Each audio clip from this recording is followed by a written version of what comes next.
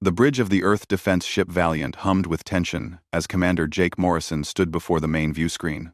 His hands gripped the edge of the command console, while his eyes remained fixed on the transmission coming through from Axis Prime. The Galactic Council had been deliberating for 3 days straight, and now the verdict was finally coming through. Behind Jake stood his crew of 40 men and women, who had served with him for the past 7 years. They all knew what was coming, but nobody wanted to believe it. The view screen flickered, and then resolved into the image of the council chamber. 12 alien species sat in their designated seats, arranged in a perfect circle around a central platform. The Zelthari ambassador Quaranth stood at the center. His crystalline body refracted the chamber lights into 1,000 colors, but his voice carried no warmth when he spoke. He announced that the Galactic Council had reached a unanimous decision regarding humanity's place in the galactic community. Jake felt his stomach tighten as Quaranth continued speaking in that cold mechanical tone that all Zelthari used. Humanity was being expelled from the Galactic Council. The decision was final and could not be appealed. Quaranth explained that humanity had been given 50 years to prove themselves worthy of joining the advanced civilizations of the galaxy. In that time, humans had established colonies on 40 worlds and built a fleet of over 2,000 vessels. They had traded with 17 different species and contributed to scientific research across hundreds of fields. But none of that mattered now because the Council had decided that humanity was too dangerous to remain. The Zelthari ambassador listed the reasons with clinical precision. Humans were too violent, and their history was filled with countless wars and conflicts. Human military doctrine was too aggressive and focused on total victory rather than limited engagement. Human tactical innovations were disturbing and showed a dangerous creativity in developing new weapons. The Council had monitored human behavior closely and concluded that humanity would eventually destabilize the peaceful order that had existed for thousands of years. Therefore, humans and all their vessels and colonies must withdraw beyond a designated exclusion zone within 30 days. Jake wanted to shout at the screen, but his training kept him silent. He had spent 7 years patrolling Council space and enforcing their laws. He had rescued Chittick colonists from a failing orbital station and helped negotiate trade disputes between the Solarans and the Rathic Combine. None of it mattered because the Council had already made up their minds before humans ever reached the stars. They saw Earth's history and decided that humanity would always be warlike and unpredictable. Admiral Kate Sullivan appeared on a secondary screen from her flagship, the Liberty. Her face was composed, but Jake could see the anger burning in her eyes. She had fought for decades to build relationships with the Council species, and now it was all being torn away. She gave the order that Jake had been dreading. All human vessels were to begin immediate withdrawal from Council space. Every diplomat and scientist and merchant and soldier was being called home. The great experiment of humanity joining the galactic community was over. The next 30 days passed in a blur of activity. Jake and the Valiant spent their time escorting human cargo ships and colony transports back toward Earth. Everywhere they went, they saw the same thing: human families packing up their lives and leaving behind the worlds they had made their homes. Children who had been born on alien planets and never seen Earth were now being told they had to leave because the galaxy did not want them. Business owners were forced to sell their holdings for a fraction of their worth or simply abandon them. Scientists had to leave behind years of research and data. Jake stopped at the human colony on Viridian 5, which had been established 20 years earlier. The colony had 8,000 residents, who had built farms and factories and schools. They had good relations with the native Viridian species who were peaceful herbivores. Now the humans had to leave, and the Viridians could only watch sadly as their neighbors packed up everything. A human woman named Claire told Jake that her daughter had been born on Viridian 5 and considered it home. The girl was crying because she had to leave behind her Viridian friends and would probably never see them again. The Galactic Council deployed sentinel stations along the boundary of the exclusion zone. These automated platforms carried weapons specifically designed to counter human technology. Jake studied the technical specifications that were provided and felt a chill run down his spine. The Council had been planning this for years and had developed weapons targeting the unique aspects of human ship design. The Sentinel stations used quantum disruption fields that could tear apart human shield systems and neural cascade weapons that could override human computer networks. It was clear that the Council was not just expelling humanity, but preparing to fight them if they ever tried to return. Admiral Sullivan recalled the last human vessel across the boundary, exactly 30 days after the Council's announcement.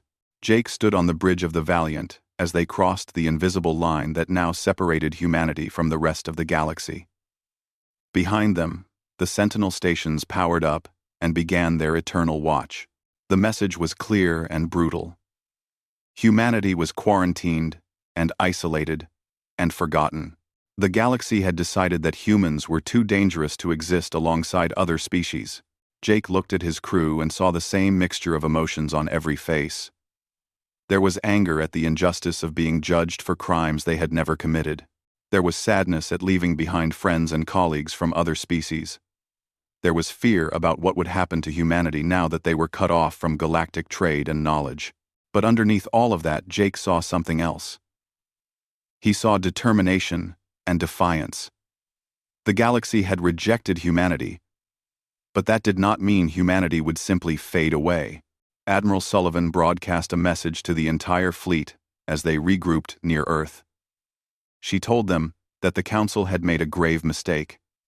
Humanity would not beg to be readmitted or try to prove themselves worthy. Instead, they would focus on survival and growth and building something better than what the Council offered. If the galaxy wanted to isolate humanity, then humanity would use that isolation to become stronger. The old woman's voice was steady and firm as she promised that one day the galaxy would regret this decision. Jake believed her because he had no other choice. The alternative was to accept defeat, and humanity had never been good at that. 25 years had passed since the exclusion zone went into effect, and Earth looked nothing like the world that had been cast out by the Galactic Council. Admiral Kate Sullivan was now 83 years old, but still reported to fleet headquarters every morning. She walked with a cane, and her hair had gone completely white, but her mind remained sharp as ever. She stood in the command center overlooking the construction yards, where the new generation of human warships were being built. These vessels bore no resemblance to the ships that had crossed back over the boundary all those years ago. Commander Danny Wright stood beside her reviewing tactical displays. He had been just a cadet when the expulsion happened, but now he was one of the leading tactical minds in the entire fleet. He had spent 15 years at the Mars War College, developing new combat doctrines that threw out everything humanity had learned from the Council. The Council had taught that warfare should be limited and controlled with rules about acceptable targets and proportional responses. Danny had studied human military history going back thousands of years and concluded that the Council's way of fighting was designed for species that could afford to lose. Humanity could not afford that luxury. The new warships reflected this philosophy completely. The ships were called Wraith-class destroyers, and they incorporated design concepts that the Council had specifically warned against. Each Wraith could separate into 6 independent attack craft that operated with distributed intelligence. The Council said this was too dangerous because it made ships unpredictable and hard to coordinate. Danny said that was exactly the point. The Wraith also carried quantum uncertainty weapons that exploited gaps in probability fields. The Council had deemed this technology too unstable, but human engineers had mastered it through trial and error. Commander Lisa Hayes ran the silent network from a classified facility deep under the lunar surface. The network consisted of hundreds of unmanned sensor platforms hidden in the dark spaces just outside the exclusion zone.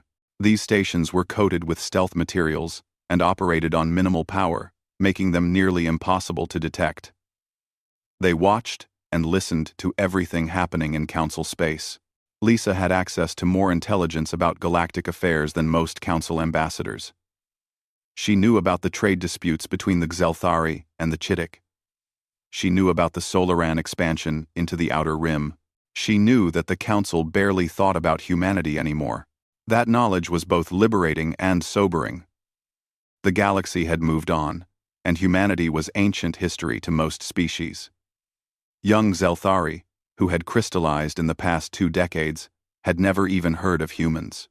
The Chittick had repurposed the old human embassy on their homeworld into a museum about dangerous species. The council was comfortable and complacent, and convinced that they had made the right choice. Lisa sent her reports to Admiral Sullivan every week, and the old woman read them with increasing interest. The galaxy was not paying attention, and that meant humanity had freedom to grow in ways the council would never expect. Captain Ryan Blake commanded the exploration vessel Pioneer, which spent most of its time in uncharted regions, far from council territory. His mission was simple: find resources and worlds and opportunities that did not require council approval or oversight. In 25 years, Ryan had discovered 47 habitable worlds and twice that many systems rich in rare minerals. More importantly, he had found something that changed everything. On a dead world orbiting a red dwarf star, Ryan's team discovered ruins of a civilization that predated the council by thousands of years. The ruins contained technology that even the council had never mastered. Ryan brought back artifacts that human scientists studied with fascination. These ancient people had developed power systems that drew energy from dimensional fractures. They had built computers using quantum foam as processing substrate. They had created materials that could shift their molecular structure on command. Ryan kept finding more ruins on other worlds, and each discovery added to humanity's growing technological library. The council guarded their knowledge jealously and only shared the minimum necessary for trade. These ancient ruins had no such restrictions. Human colonies multiplied inside the exclusion zone. The 40 worlds that had been evacuated were replaced by 90 new colonies, spreading in every direction. Earth's population had grown to 15 billion, and the orbital habitats housed another 3 billion. Mars had been fully terraformed, and now had blue skies and liquid water oceans. Venus was halfway through its conversion process. Humanity had poured all of its creative energy and industrial capacity into expansion and growth. Without the Council's regulatory frameworks and compatibility requirements, humans could innovate freely. The economy had completely restructured around self-sufficiency. Human factories produced everything from starship drives to medical nanobots without importing a single component. Trade between human colonies flourished using quantum communication networks that operated at speeds the Council had said were impossible. Human scientists worked on projects that the Council had banned as too dangerous or unethical. Some of those projects failed spectacularly, but others succeeded beyond anyone's dreams. Commander Danny Wright stood in front of 200 young officers at the Mars War College. These men and women had been born after the expulsion and had never known a galaxy where humanity was welcomed. They had trained their entire lives for combat against opponents they had never met. Danny told them that the Council believed warfare was a last resort to be conducted with restraint and honor. He told them this was a luxury belief held by species who had never faced extinction. Humanity had faced extinction multiple times in its history, and survived by being willing to do whatever was necessary. The training these officers received would have horrified the Council. They learned about total warfare and asymmetric tactics and psychological operations. They studied how to exploit enemy weaknesses ruthlessly and how to turn enemy strengths into vulnerabilities. They learned that honor in combat was less important than victory and survival. The Council would have called this barbaric, but Danny called it realistic. The galaxy was not a safe place, and pretending otherwise was dangerous. Admiral Sullivan watched the new fleet take shape with satisfaction. 300 Wraith-class destroyers formed the core of humanity's military power. Each ship was crewed by personnel who had never known anything but isolation and self-reliance. These were not the same humans who had begged the Council for acceptance 50 years ago. These were humans who had been forged in exile and had emerged stronger for it. The bitterness of rejection had been transformed into cold determination. Humanity did not need the Council's approval anymore, and that freedom was intoxicating. Lisa Hayes sent a report to Admiral Sullivan about increasing military activity in Council space. The details were vague, but it appeared that Council fleets were being mobilized toward the galactic core. Something was happening that had the Council worried. Sullivan read the report carefully and filed it away. Whatever was happening in Council space was not humanity's problem anymore. The galaxy had made it clear that humans were not welcome, and Sullivan saw no reason to care about their troubles. Humanity had its own future to build, and its own destiny to forge far from the Council's failing light. The first signs of disaster came from the galactic core where few species ventured.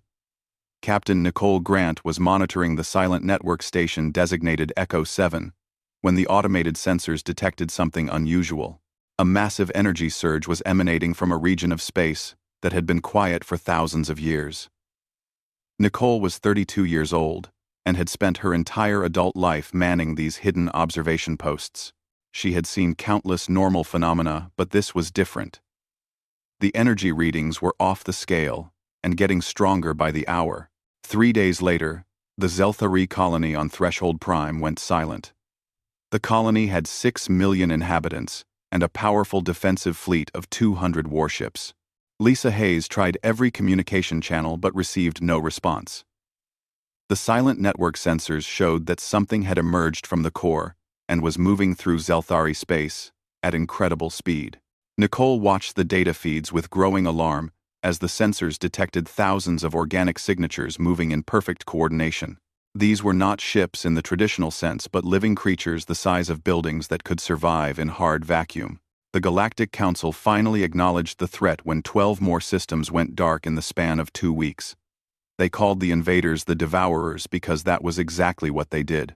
These creatures consumed everything in their path, including biomass and minerals, and even the atmospheres of planets.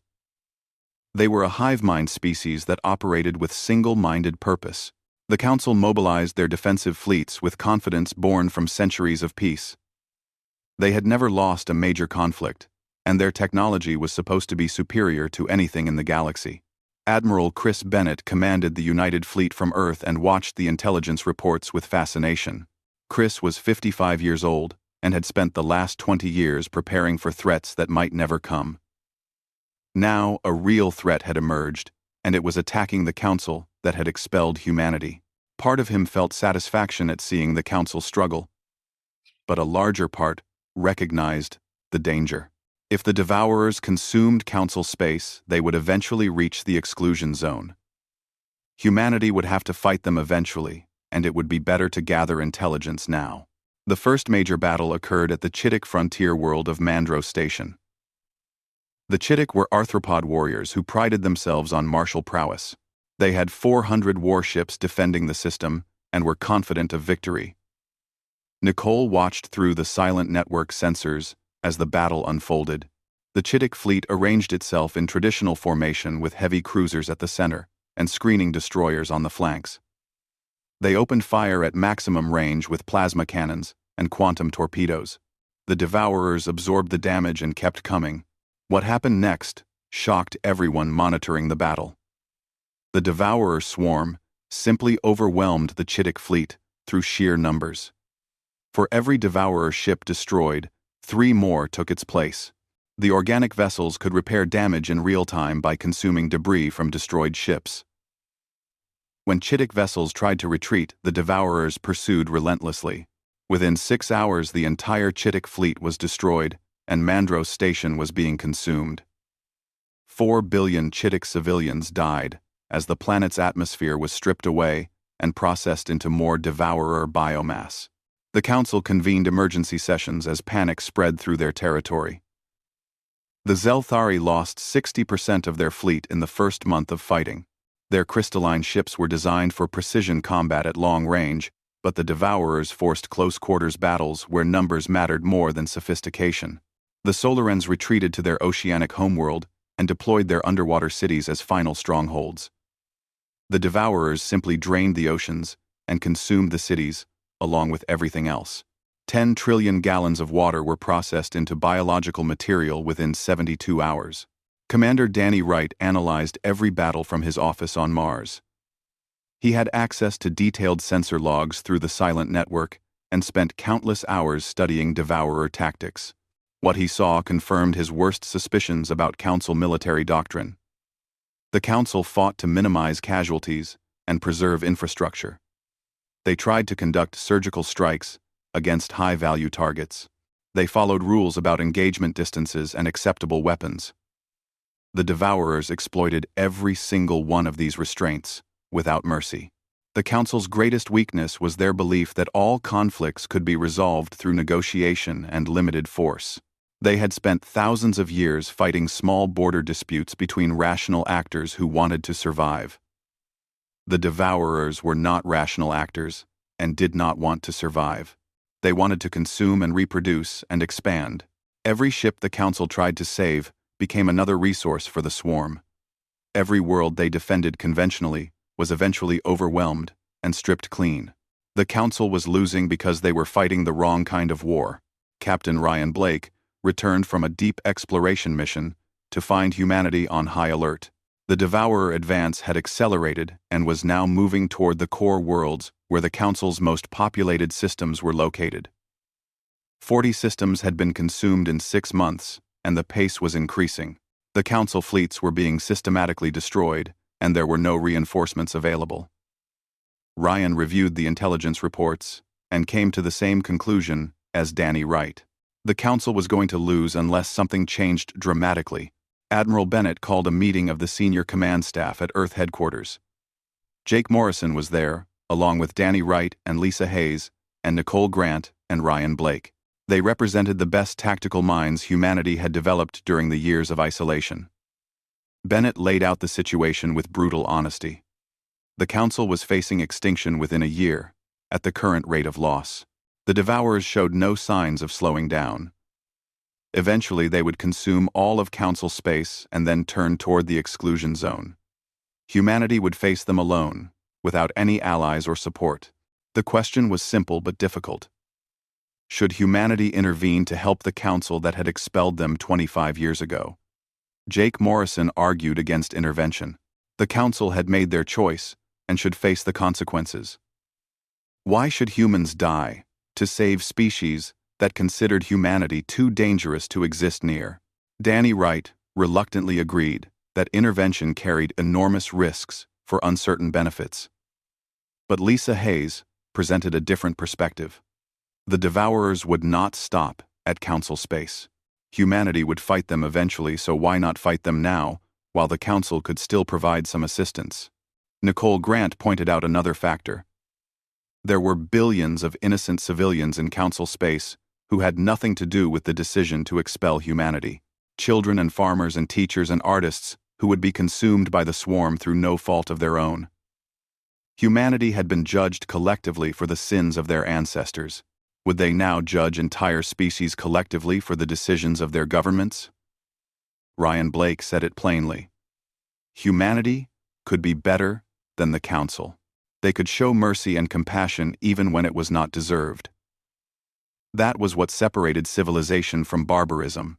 Admiral Bennett listened to all the arguments and then made his decision. Humanity would offer assistance to the Galactic Council, but only on specific terms. Humans would not fight as subordinates or mercenaries. They would fight as equals with full authority over tactical decisions. The Council would dissolve the exclusion zone and grant humanity full voting rights. Human commanders would have operational control over all forces during the crisis. These terms were non-negotiable because Bennett knew the Council would never agree unless they were truly desperate. The message was transmitted to Axis Prime through official channels. Ambassador Quaranth received it in the Council chamber, where representatives were arguing about evacuation priorities. The Zelthari crystalline being read humanity's terms with something approaching disbelief. The species they had expelled was now offering to save them, but only if the Council admitted they had been wrong. It was the ultimate humiliation, but also the only hope. Quaranth looked at the other Council members and saw the same desperation in every face. They had no choice, and humanity knew it. The response from the Galactic Council arrived 36 hours after Admiral Bennett sent humanity's terms. Ambassador Quaranth appeared on the view screen looking diminished and desperate. His crystalline body had lost some of its inner light, and his voice lacked the cold certainty it had carried 25 years earlier. He spoke carefully, choosing each word as if it caused him physical pain. The Council accepted all of humanity's conditions without reservation or negotiation. The exclusion zone would be dissolved immediately. Humanity would receive full voting rights and representation. Human tactical command would supersede all existing authority structures during the crisis. But Quaranth went further than just accepting terms. He did something that shocked everyone listening. He apologized. The Zelthari ambassadors stated clearly that the Council had been wrong to expel humanity. Their fear and prejudice had blinded them to the value that humans could bring to galactic civilization. The Council had believed their way was the only way, and had rejected those who thought differently. Now they were paying the price for that arrogance. Quaranth asked not for forgiveness but for a chance to do better. He ended the transmission by saying that billions of lives depended on humanity's willingness to help those who had wronged them.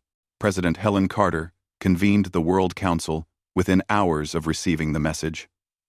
The chamber on Earth was filled with representatives from every major human colony and military district. The debate was fierce and emotional. Many argued that humanity owed the Council nothing. Senator Gregory Palmer from the Mars colonies pointed out that humans had died during the forced evacuation. Families had been torn apart and lives had been destroyed because the Council decided humanity was dangerous. Why should humans risk their lives now to save those same species? Commander Jake Morrison attended the meeting as a military observer. He had commanded the Valiant during the expulsion and remembered every painful moment. Part of him agreed with Senator Palmer. The Council deserved to face the consequences of their choices. But another part of him remembered Claire from Viridian 5 and her daughter, who had to leave behind her friends. The galaxy was filled with innocent people who had nothing to do with political decisions. Jake stood and spoke about the difference between justice and revenge. The Council had wronged humanity, but that did not make extinction justice.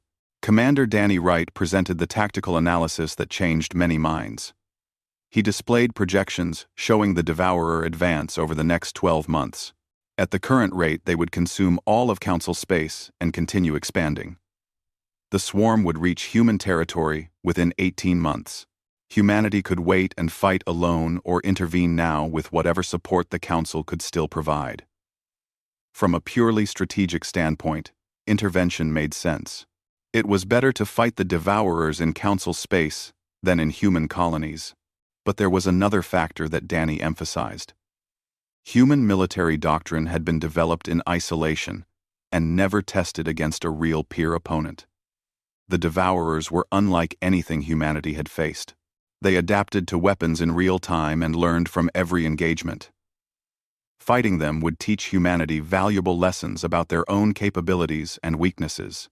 If humans waited until the swarm reached their territory, they would be learning those lessons while defending their homes. Better to learn them now. While humanity still had options, Captain Lisa Hayes spoke about intelligence considerations.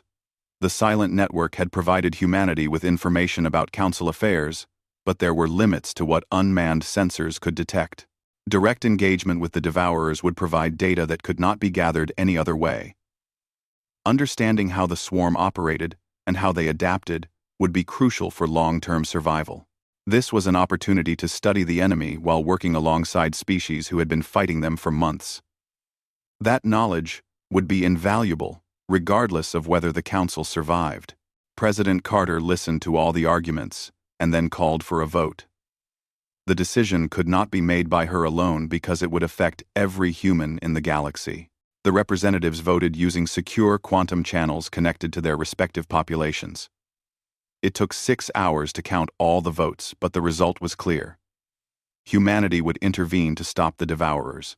The vote was not unanimous, and the margin was closer than many had expected. But democracy meant accepting the majority decision even when you disagreed with it. Admiral Bennett began mobilizing the United Fleet immediately after the vote. 300 Wraith-class destroyers received deployment orders, along with their support vessels and logistics ships. In total, the fleet consisted of 420 combat vessels. It was a fraction of the size that Council fleets had been before the war. But these ships represented 25 years of focused development. Every system had been designed and tested by engineers who knew they could not rely on anyone else. Every crew member had trained for combat their entire career. The fleet assembled at rally point designated Delta 9 just inside what had been the exclusion zone. The sentinel stations that had guarded the boundary for 25 years powered down and were removed by Council work crews. Jake Morrison stood on the bridge of his new command, the battleship Resolute, and watched the stations being dismantled. Those platforms had symbolized humanity's rejection and isolation. Seeing them removed should have felt like victory, but instead Jake felt only grim determination. The galaxy needed humanity now, but would they remember that, when the crisis passed? Commander Nicole Grant commanded the destroyer Warhawk, which would serve as the fleet's forward reconnaissance element. Her ship was equipped with the most advanced sensor systems humanity had developed and carried experimental weapons that had never been used in combat. Nicole had volunteered for the mission despite knowing it would be incredibly dangerous. She had spent years watching the galaxy through the silent network and felt a strange sense of responsibility. These were the same species that had expelled humanity, but they were also people with lives and families and dreams. Captain Ryan Blake commanded the battleship Titan, which would serve as one of the fleet's heavy assault units. His ship carried enough firepower to level a small moon and was designed to absorb tremendous damage. Ryan had explored more unknown space than almost any other human and had faced countless dangers. But he admitted to his crew that fighting the Devourers would be different. This was not exploration or even normal combat. This was existential warfare against an enemy that could not be reasoned with or deterred. The only options were victory or extinction. The United Fleet departed from human space in a formation that would have confused any Council observer. The ships did not arrange themselves in neat rows or traditional battle groups. Instead, they moved in loose clusters that could separate and recombine based on tactical needs. This was the distributed warfare doctrine that Danny Wright had developed over years of study. The Council had said it was too chaotic and unpredictable. Danny had said that was exactly the point. War was chaos, and trying to impose artificial order just made you vulnerable. As the fleet crossed into Council space, they received updated intelligence from surviving Council forces. The situation was worse than anyone had realized. The Devourers had consumed 70 systems and were now advancing on 3 separate fronts. Council fleet strength had been reduced to less than 30% of pre-war levels. Civilian casualties were estimated at over 3 trillion, with entire species facing extinction. The core worlds were preparing for evacuation, but there was nowhere to evacuate to. The entire galaxy was learning that their comfortable civilization had been built on foundations of sand. Admiral Bennett addressed the fleet from the Liberty as they approached the first major engagement zone. He reminded them that they were not fighting for the Council or for galactic civilization. They were fighting for the innocent people who would die if the swarm was not stopped. They were fighting to prove that humanity was not the dangerous species the Council had feared, but the guardian species the galaxy needed. Most importantly, they were fighting because it was the right thing to do regardless of past injustices. The speech was broadcast across all channels and recorded for history. Humanity was returning to the stars, not as supplicants, but as saviors. The Battle of Threshold Station began at 0400 hours Galactic Standard Time when the United Fleet emerged from quantum transit at the edge of the system. Commander Jake Morrison stood on the bridge of the Resolute and stared at the tactical display with mounting horror. The Devourer swarm filled the view screen like a living nightmare. 10,000 organic vessels, each the size of a skyscraper, moved in perfect coordination toward the station. The remaining Council forces numbered less than 800 ships and were clearly losing. Their defensive formation was collapsing under the weight of endless attackers. Admiral Bennett transmitted the tactical override codes that gave him command of all forces in the system. The Council ships hesitated for a moment, as their command structures were superseded by human authority. Then Bennett's orders came through, and everything changed. The Council vessels were told to abandon their defensive positions and reform into hunter-killer packs based on human doctrine. Ships that had trained to fight in rigid formations for centuries were now being asked to operate independently with minimal coordination. It went against everything they knew, but they had no choice except to trust humanity. Commander Danny Wright coordinated the offensive from his station on the Titan. His voice was calm and precise as he issued orders to the fleet. The Wraith-class destroyers separated into their component attack craft, creating 1,800 independent units from 300 ships. The Council forces watched in amazement as human vessels that had been cruiser-sized suddenly became swarms of fighter-sized craft. This was the distributed warfare that humanity had perfected during their isolation. The Devourers tried to adjust their formation but found themselves facing opponents who refused to stay in predictable patterns. The first human weapons fire shocked everyone monitoring the battle. The Council had expected plasma cannons and quantum torpedoes like their own weapons. Instead, the human ships deployed viral code packages that hijacked the Devourers' biological communication systems. Devourer ships suddenly turned on each other as their coordination broke down. The Council had deemed such weapons too inhumane because they caused suffering rather than clean death. Danny Wright had no such concerns. The Devourers were trying to consume the galaxy and humanity would use whatever weapons were effective. Captain Nicole Grant led the Warhawk and 50 other ships in a direct assault on the Devourer command cluster. Her mission was incredibly dangerous because it required penetrating deep into the swarm, where the hive mind's coordination nodes were located. The organic vessels surrounded her force and tried to overwhelm them through numbers. Nicole's ships responded by deploying quantum destabilizers that tore apart biological matter at the molecular level. The Devourers had no defense against weapons that attacked their fundamental structure. Entire sections of the swarm simply disintegrated into constituent atoms. The Council forces slowly adapted to human tactics under Danny's direction.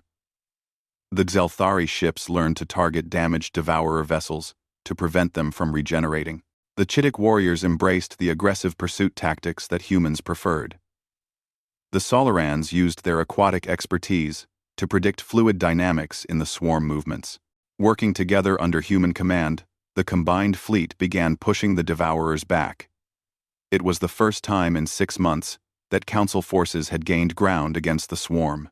But the Devourers were learning too. They began adapting to human weapons with frightening speed. The viral code packages became less effective as the hive mind developed countermeasures. The quantum destabilizers required more energy to achieve the same results.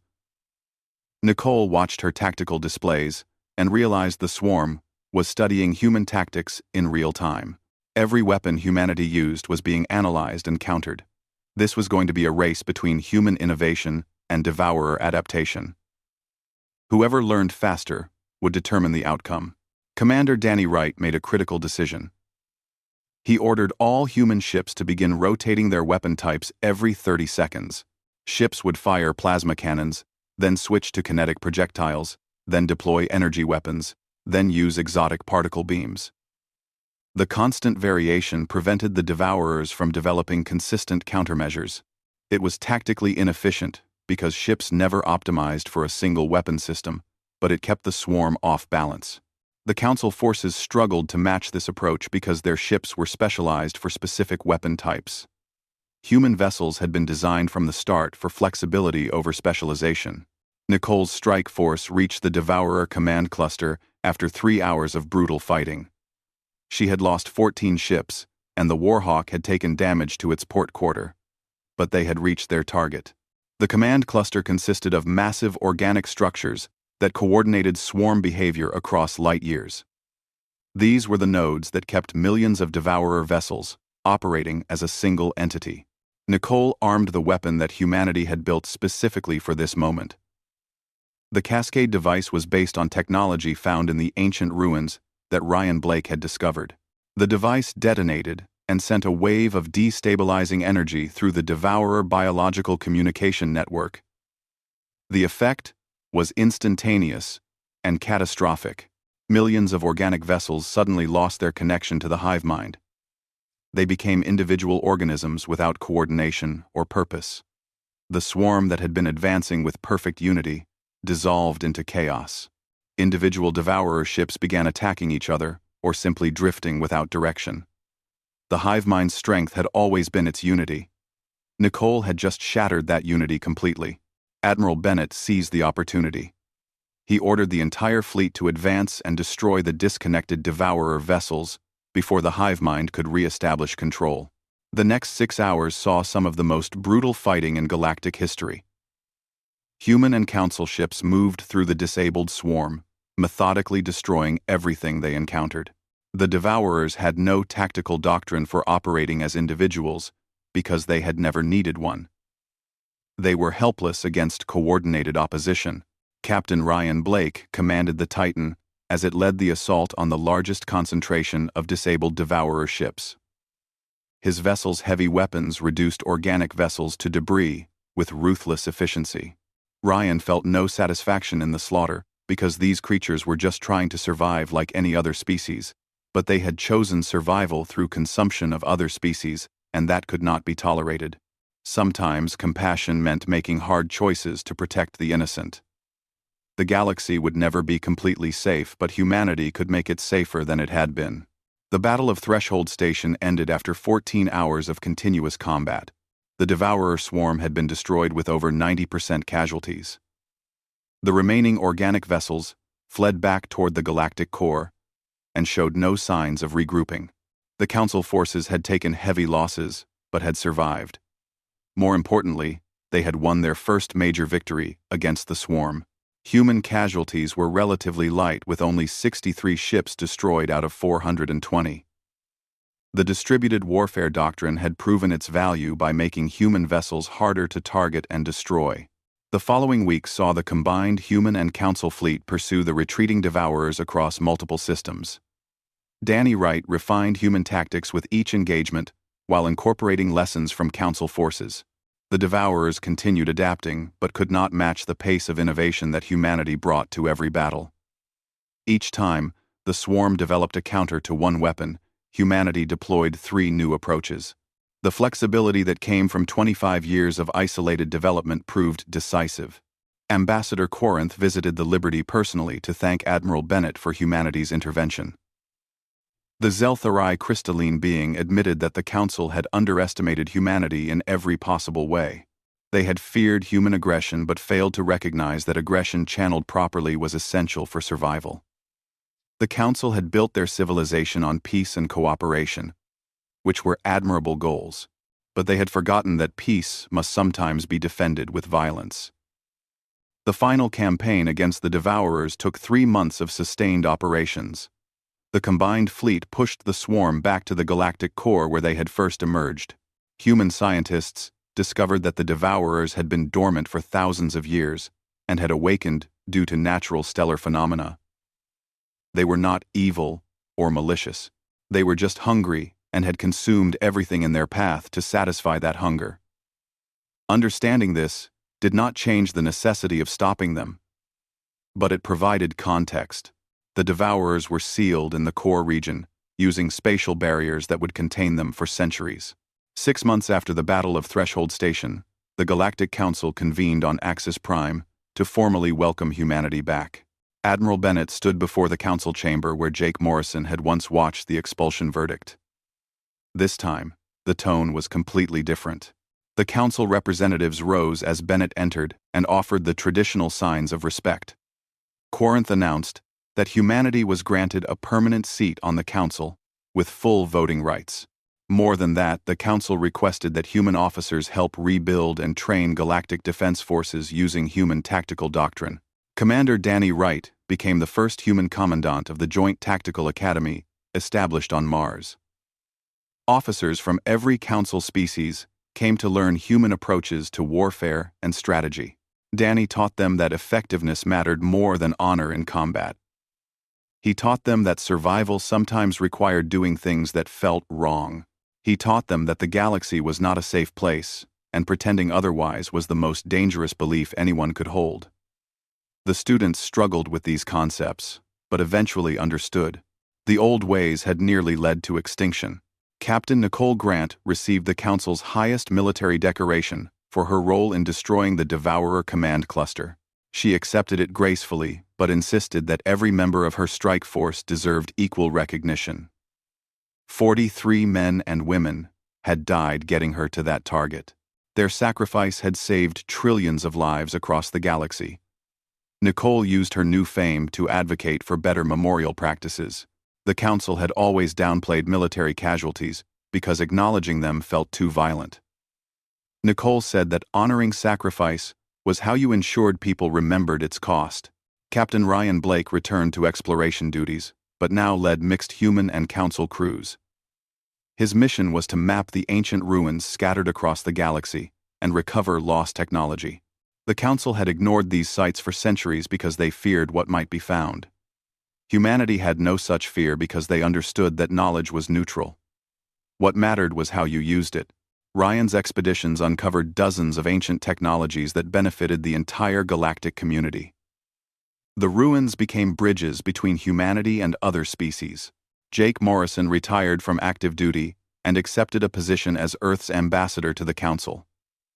He had been there at the beginning during the expulsion, and now would be there for the new era. His first action was establishing programs for cultural exchange between humans and other species.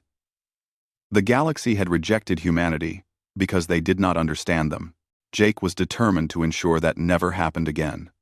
Understanding did not require agreement, but it did require honest communication and mutual respect. 10 years after the Devourer War, the galaxy looked fundamentally different. Human influence had reshaped Council military doctrine and strategic thinking. The comfortable assumptions that had governed galactic civilization for thousands of years were replaced by harder truths. Peace was precious, but required strength to maintain. Cooperation was essential, but each species needed to carry their weight. The galaxy was dangerous, and only constant vigilance prevented catastrophe. These were lessons humanity had learned through bitter experience, and now taught to everyone else. Admiral Bennett retired at age 75 and wrote his memoirs about the war and its aftermath. The book became required reading at military academies across the galaxy. In it, he reflected on humanity's journey from rejection to redemption.